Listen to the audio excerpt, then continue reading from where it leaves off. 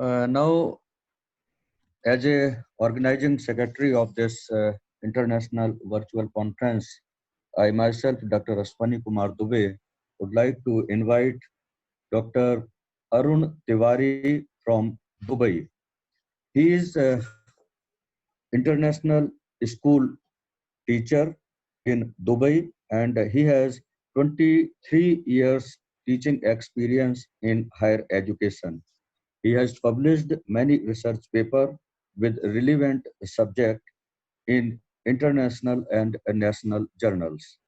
To his credit, he is deputy editor of National Research Magazine Saraswati. Now, once again, I would like to request Dr. Arun Tiwari, please speak on विश्व खाद्य सुरक्षा और ग्रामीण क्षेत्र में विज्ञान और खेती की भूमिका. I think he will speak in Hindi. So I am requesting to Dr. Arun Tiwari, please. जी, धन्यवाद. सभी को नमस्कार. Good afternoon. Sorry, sir, for just a minute. I would like to break you. That some professor connected with us in this conference, Dr. Rita Bhandari. Are you getting my point? Voice, Dr. Rita Bhandari. Thank you very much. And Dr. Savitri Shrestha from Nepal. Dr. Savitri Shrestha from Nepal. Dr. Jolly Rajat from Kenya. Hello. Yes, sir. Good afternoon, sir. Yeah, very good. Dr. Jolly, definitely tomorrow or day after tomorrow, we will listen your voice and we will listen your lecture. Yes, sir. Now I am requesting to Dr. Arun Tiwari. Please continue. Okay, sir. धन्यवाद.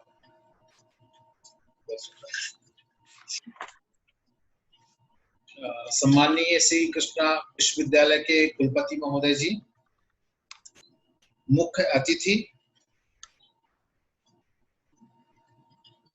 Doctor Kanhaiya Tripathi ji, doctor जमीर Yamal खयारी जी, doctor अमृत बर्ग जी, आयोजक समूह के सभी सदस्यगण, देश और विदेश से हिस्सा ले रहे सभी प्रतिभागी विद्वतजन और मेरे मित्र डॉक्टर अश्विनी दुबे जी, मुझे अत्यंत खुशी है कि श्री कृष्णा विश्वविद्यालय के तत्वावधान में आयोजित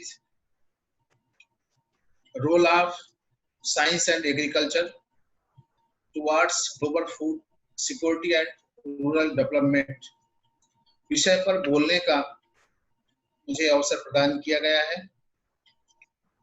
विश्व खाद्य सुरक्षा और ग्रामीण क्षेत्र में विज्ञान और खेती की भूमिका.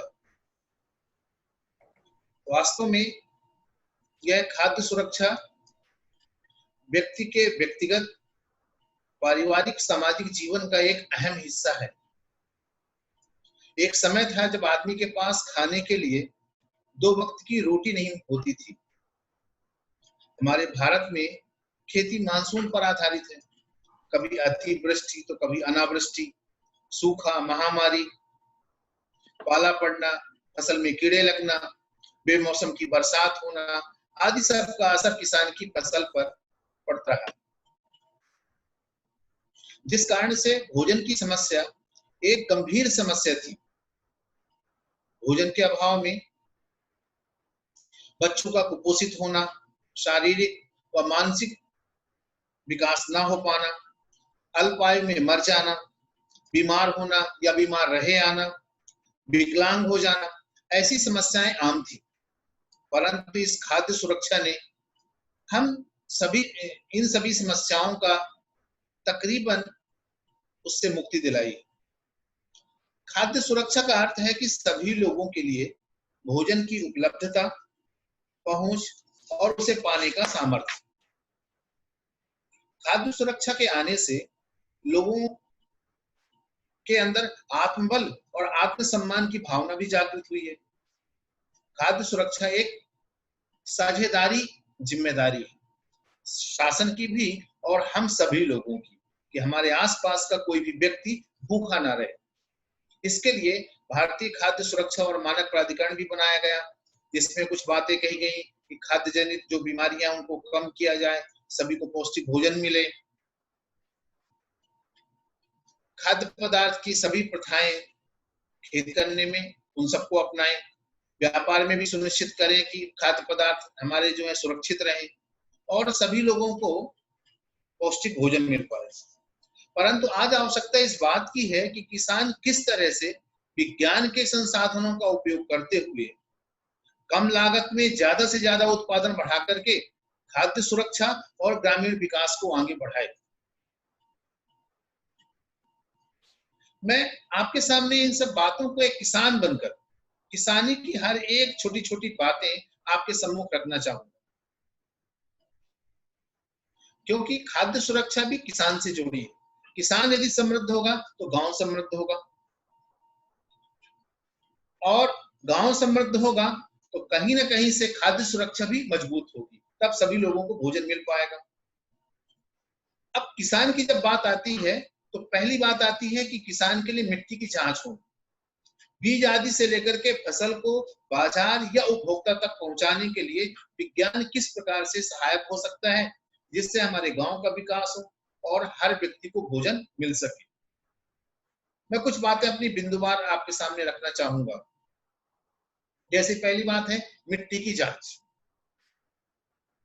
आज विज्ञान ने यह सुविधा हमें प्रदान कर दी है कि हम अपने खेत की मृदा की जांच करा करके यह पता लगा सकते हैं कि हमारे खेत की मिट्टी में कौन कौन से खनिज तत्व उपलब्ध हैं, जिससे हम उसमें उपजाने वाली फसल का चयन कर सकते हैं, या जिस फसल को हम उपजाना चाहते हैं, उगाना चाहते हैं, मिट्टी में उपलब्ध तत्वों को छोड़ करके हम सिर्फ वही उर्वरक डालेंगे, और इस तरीके से किसान को आर्थिक बोझ कम पड़ेगा, किसान की लागत भी कम आएगी, उत्पादन ज्यादा होगा तो गांव का विकास होगा।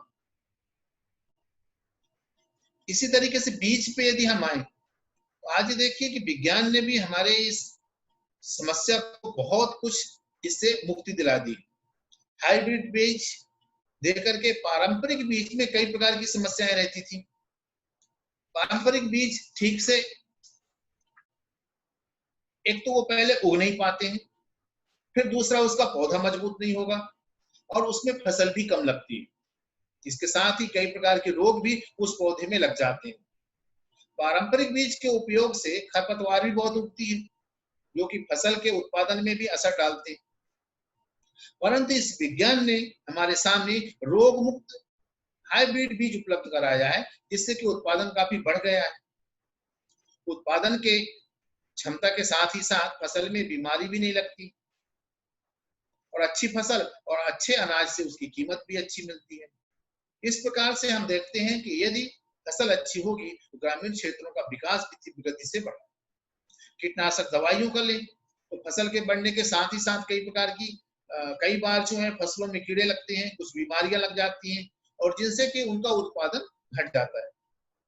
परंतु आज विज्ञान ने उन सभी कीड़ों मकोड़ों को बीमारियों से निजात दिलाने के लिए बाजार में कई प्रकार के हर बीमारी के लिए और हर कीड़े के लिए कीटनाशक उपलब्ध कराए गए।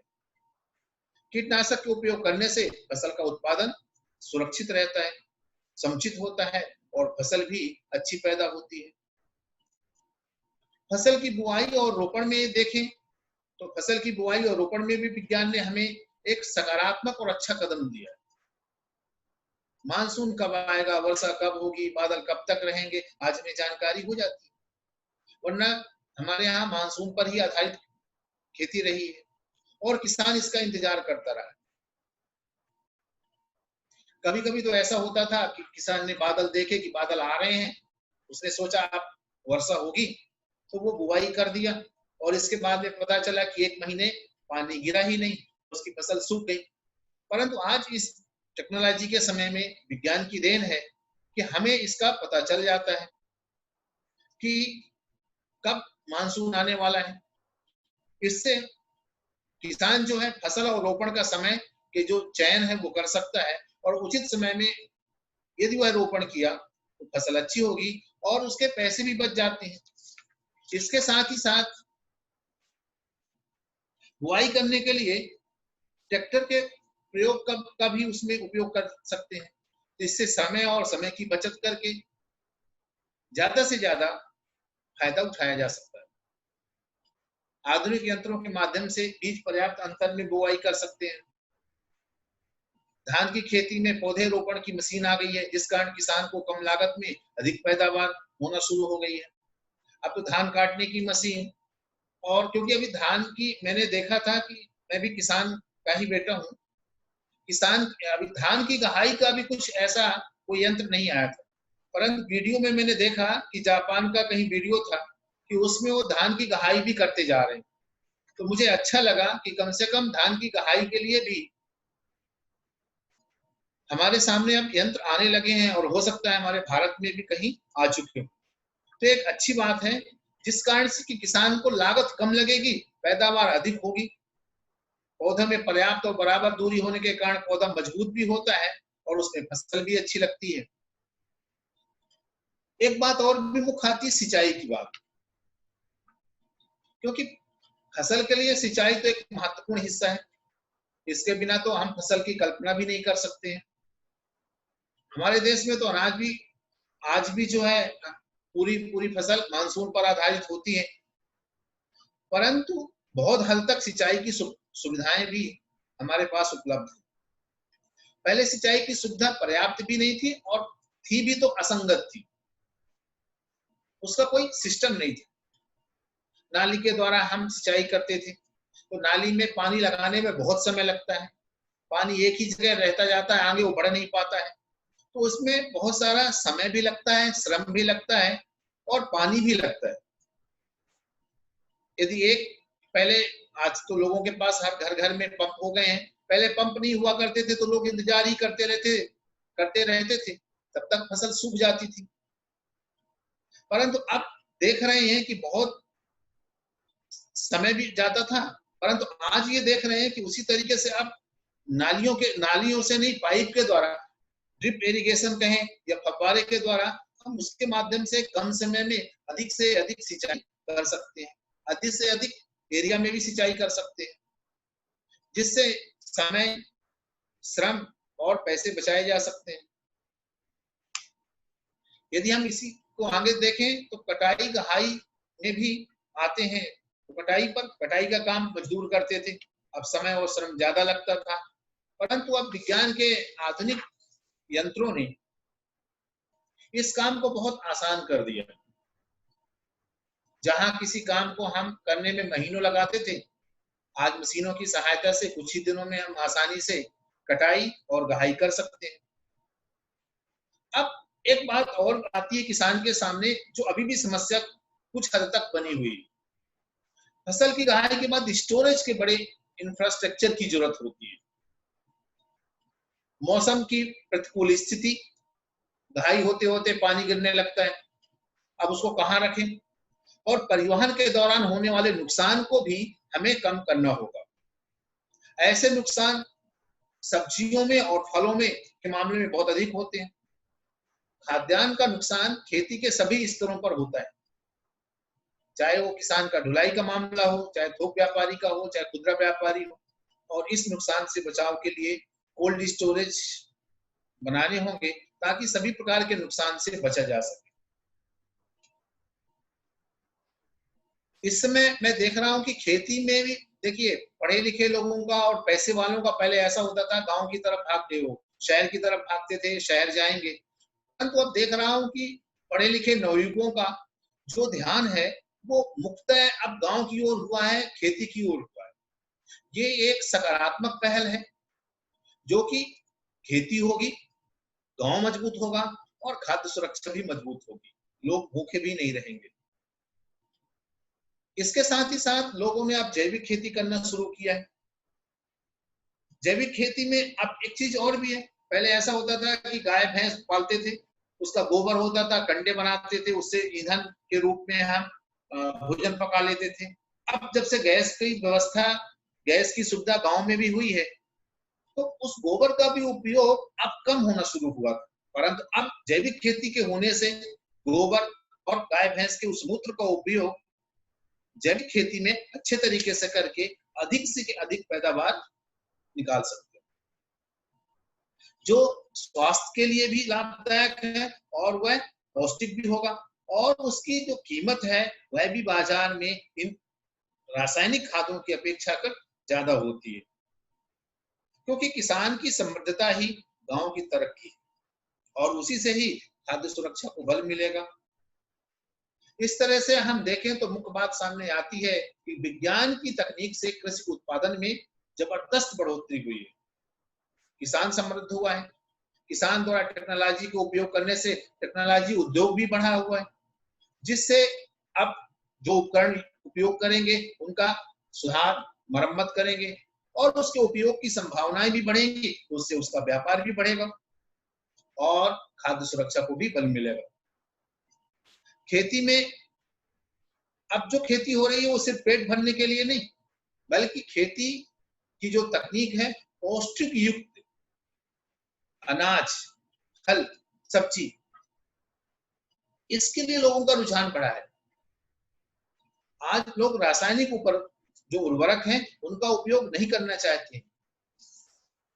इस तरीके से यदि यह देखा जाए तो निष्कर्षतः मैं यही कहना चाहूंगा कि किसान हमारा मजबूत होगा तो गांव मजबूत होगा, गांव मजबूत होगा तो देश मजबूत होगा, और निश्चित रूप से जो ये हमारा यह शीर्षक है कि खाद्य सुरक्षा, तो खाद्य सुरक्षा आज दृष्टिकोण में भी देखें तो गवर्नमेंट की भी ऐसी योजनाएं हैं कि सिर्फ भोजन नहीं है, उनका अच्छा स्वास्थ्य भी हो।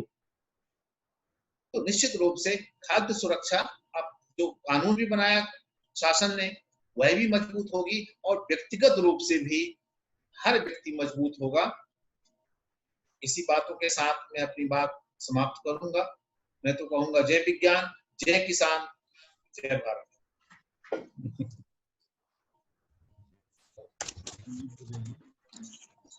बहुत बहुत धन्यवाद डॉक्टर अरुण तिवारी जी। आपने पूरे कॉन्फ्रेंस को एक जो भारत की आत्मा हिंदी में आपने अपना व्याख्यान देकर के थोड़ी देर के लिए ऐसा लगा जैसे हम सभी लोग यहीं पर बैठ करके बातचीत कर रहे हैं।